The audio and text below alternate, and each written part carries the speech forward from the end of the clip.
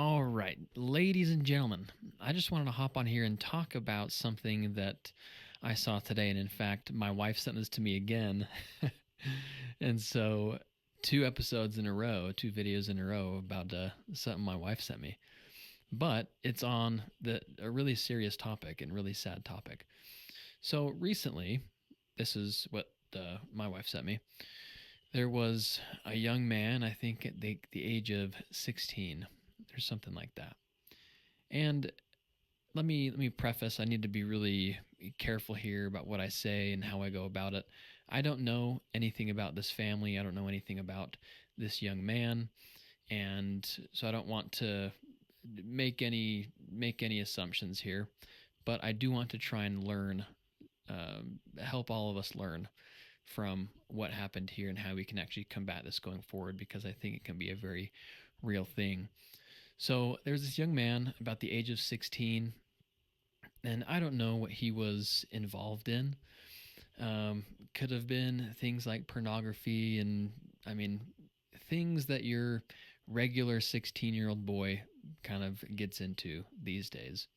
And I don't know how he stumbled across all of this, but there was some person out there who was saying that they were going to leak AI nudes of this young man if he didn't pay them $3,000.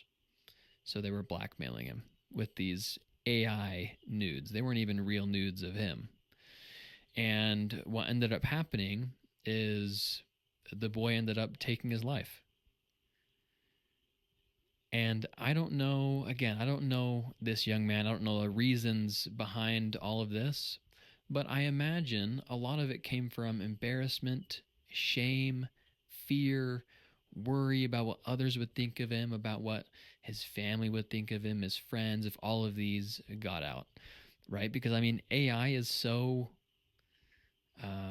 realistic nowadays that how it's really hard to tell what's AI and what's not. And so I'm sure the boy may have seen these pictures of himself and thought they were real enough that people wouldn't actually be able to tell.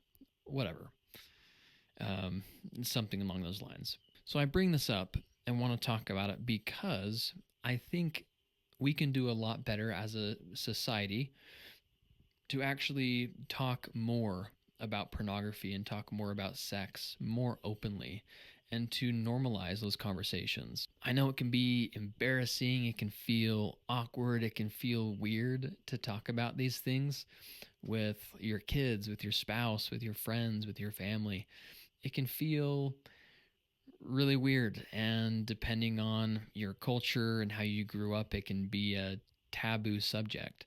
And I think that's doing a lot more damage than it is good at the end of the day, because you have things like pornography that are running rampant in the world, and they're only getting worse, like we talked about in the video yesterday.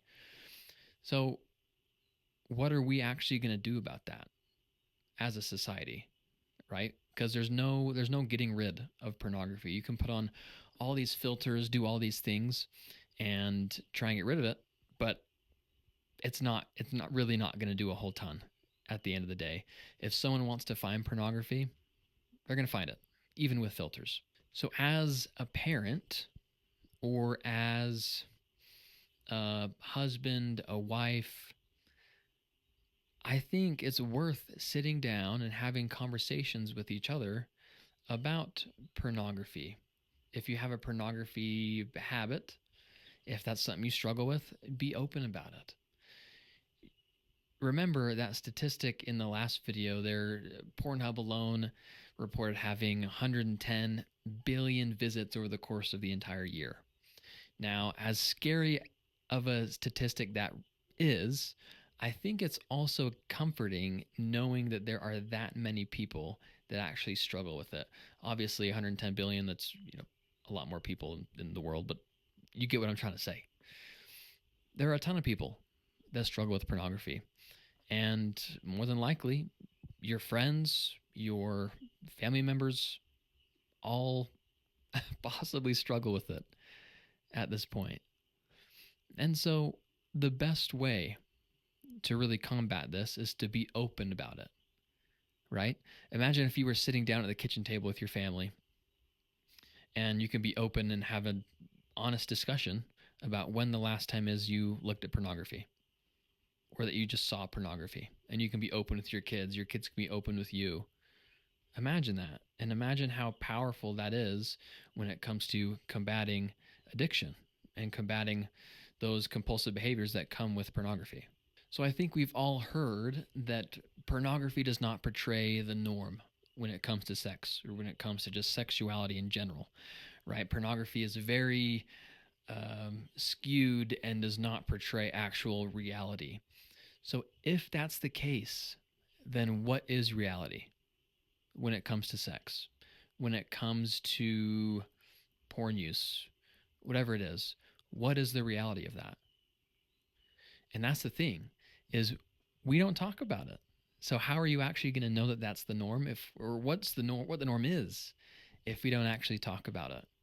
So learn to be open, learn to lean in those difficult discussions about things like pornography and sex, all of that.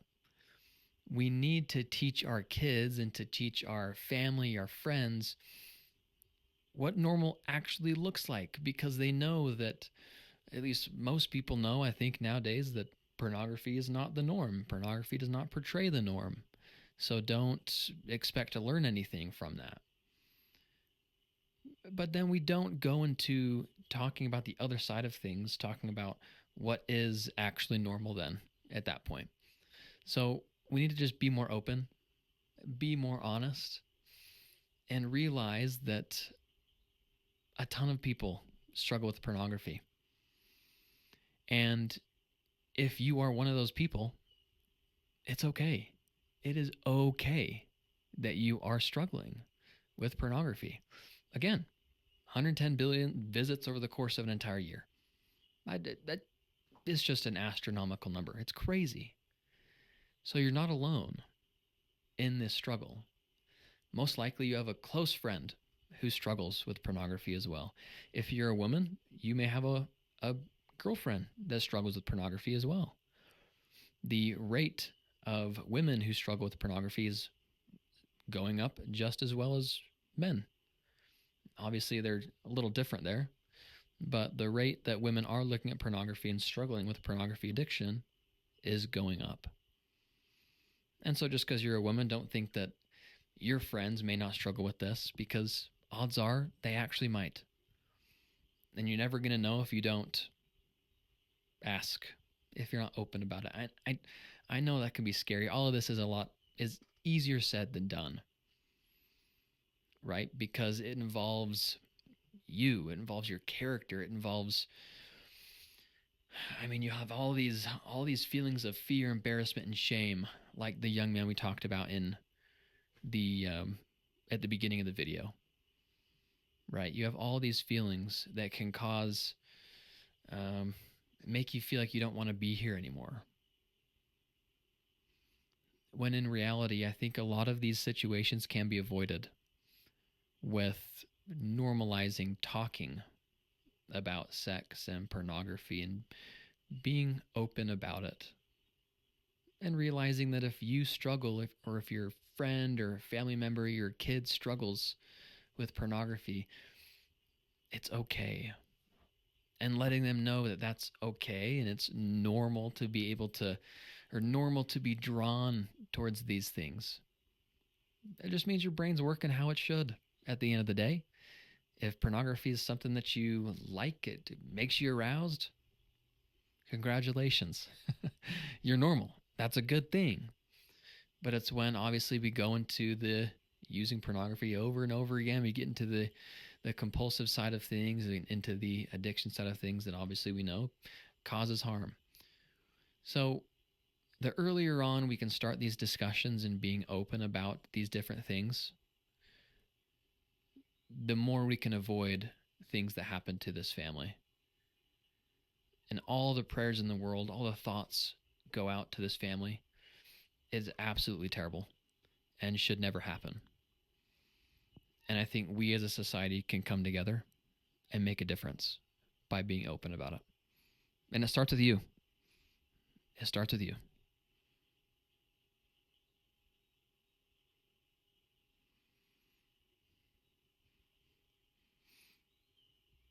Thanks for taking the time to listen. Love you guys. Talk to you tomorrow.